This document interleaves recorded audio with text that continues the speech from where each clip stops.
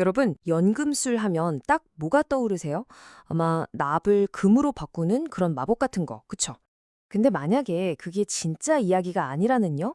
오늘 엑스플레이너에서는요, 그보다 훨씬 더 깊고 어쩌면 좀 비밀스러운 이야기, 바로 우리 자신의 마음을 황금으로 만드는 연금술의 진짜 의미에 대해 한번 파헤쳐 보려고 합니다. 자, 이 말을 한번 들어보세요.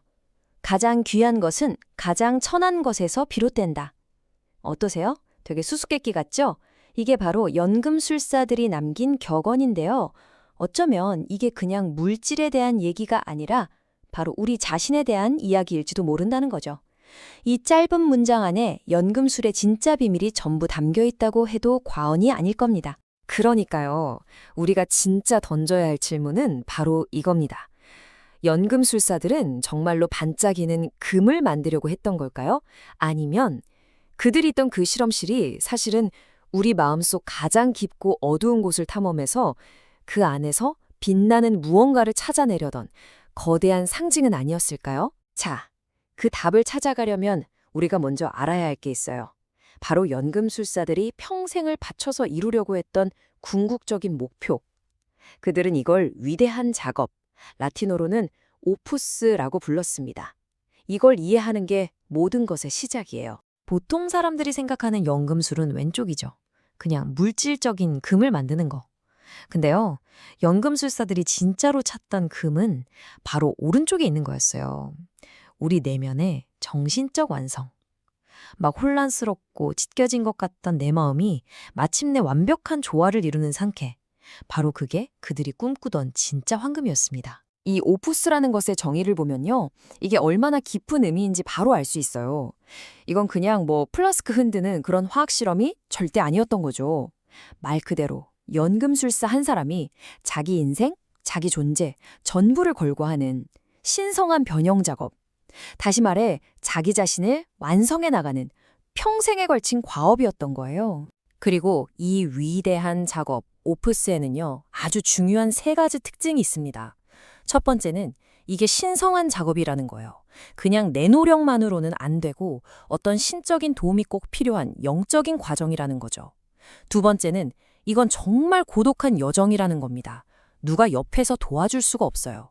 팀 프로젝트가 아닌 거죠. 오직 혼자서만 가야 하는 길이에요. 그리고 마지막 세 번째, 이게 핵심인데 이건 비밀의 지식이라는 겁니다.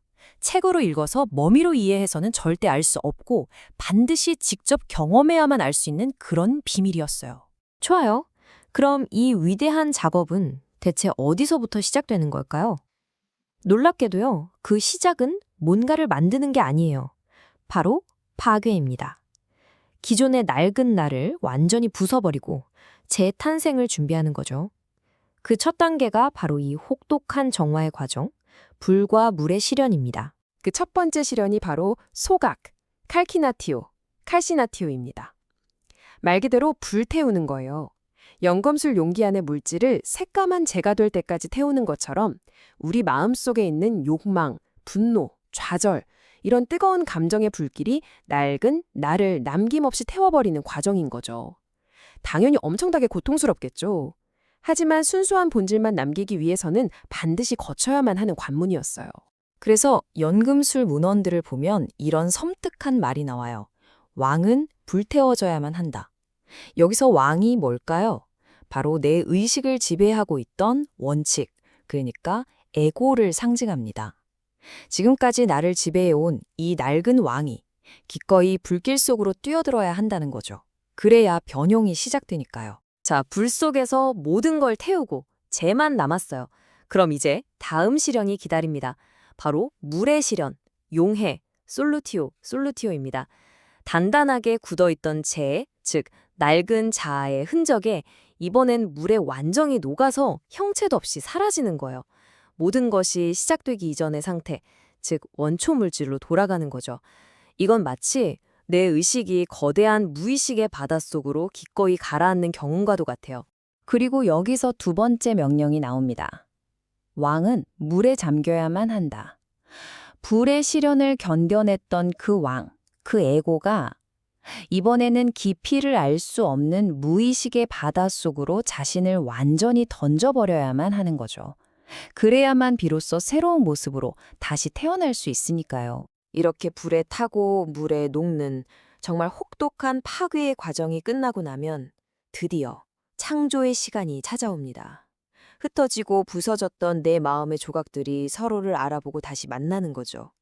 그리고 이 신성한 만남을 통해서 이전과는 비교도 할 수 없이 위대한 하나로 다시 태어나는 순간이 오는 겁니다. 이 단계를 바로 연금술의 클라이맥스, 코니웅티오, 즉 결합이라고 부릅니다. 이게 뭐냐면 지금까지 이게 나야라고 생각해왔던 나의 의식이 있잖아요.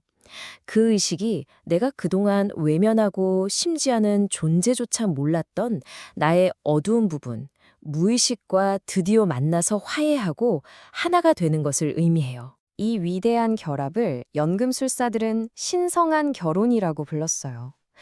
여기 보시는 것처럼 왕과 여왕, 태양과 달, 정신과 육체 이런 식으로요. 내 안에 존재하던 모든 반대되는 것들, 이 모든 대립 요소들이 마침내 서로를 끌어안고 하나가 되는 거죠. 그리고 그 결과 이전과는 완전히 차원이 다른 새로운 존재가 탄생하게 되는 겁니다. 자, 이렇게 정화와 결합의 과정을 모두 거친 영혼은 드디어 이 위대한 작업의 최종 단계에 이르게 됩니다.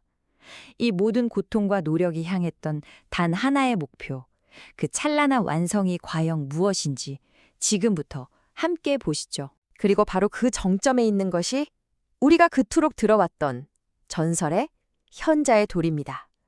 그런데요, 여기서 연금술의 가장 큰 비밀이 밝혀져요. 현자의 돌은 무슨 영원한 생명을 주는 마법의 돌멩이가 아니었습니다. 그건 바로 그 모든 불과 물의 시련, 그리고 신성한 결합을 통해 마침내 태어난 온전하고 통합된 자기 자신, 즉 완성된 자기를 가리키는 위대한 상징이었던 거예요. 그럼 이 현자의 돌을 얻은 사람, 그러니까 완벽하게 통합된 자기는 어떤 상태일까요? 우선 더 이상 마음이 분열되지 않는 온전함을 갖게 되고요.